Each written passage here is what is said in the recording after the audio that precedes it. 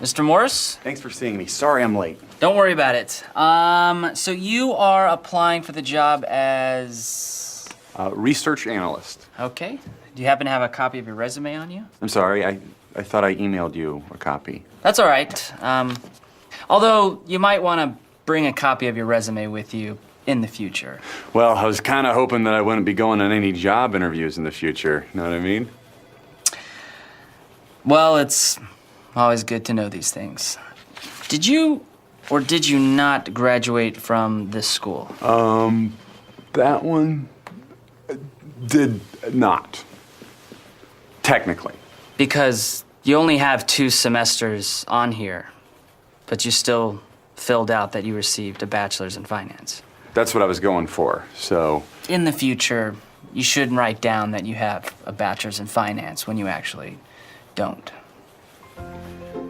Well, Trevor's interview is underway, and I think we've all noticed some mistakes that he's made, and I'm pretty sure that his potential employer has noticed them as well. Let's take a look at some of them now. First of all, Trevor's shown up for this interview unprepared, hasn't he? It's always important to bring a hard copy of your resume, even if you've already sent one through email in advance. It shows that you're serious about the job and that you're prepared. Secondly, it's never good to make jokes about already getting the job. It's too assuming, and it makes conversation awkward. Thirdly, I think it's important to maintain eye contact and to keep your answers short and to the point. You got that, Trevor? Thanks, man, inside my head. Now, let's see if Trevor can dig himself out of this little hole that he's created. Look, I'm sorry I lied on my resume. I just really wanted to impress you.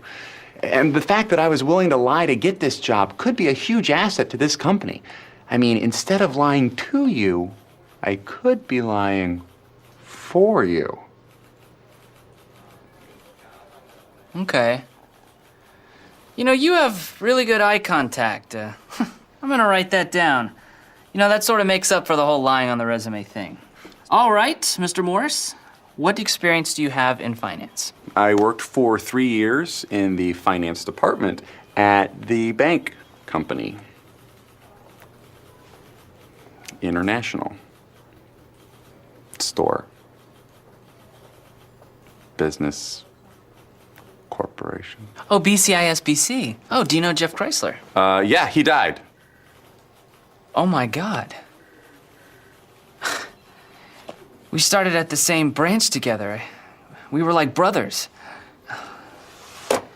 Phyllis, please send over a bouquet of flowers to Jeff's wife. Jeff Chrysler is your 3 o'clock.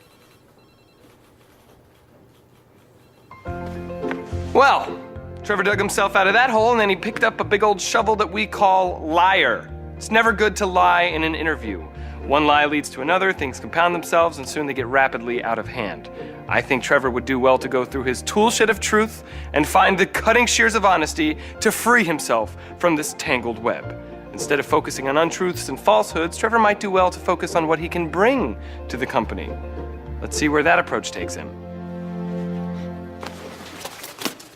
I'll give you $20 to give me the job.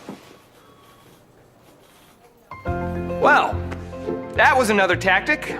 Trevor's tried to convince his employer to overlook the bold-faced lying and the unpreparedness he's committed in the past 2 minutes by offering him a $20 bill. Maybe instead of retardery, Trevor should, I don't know, maybe not do the first thing that pops into his head. Let's see what happens when Trevor thinks about his actions.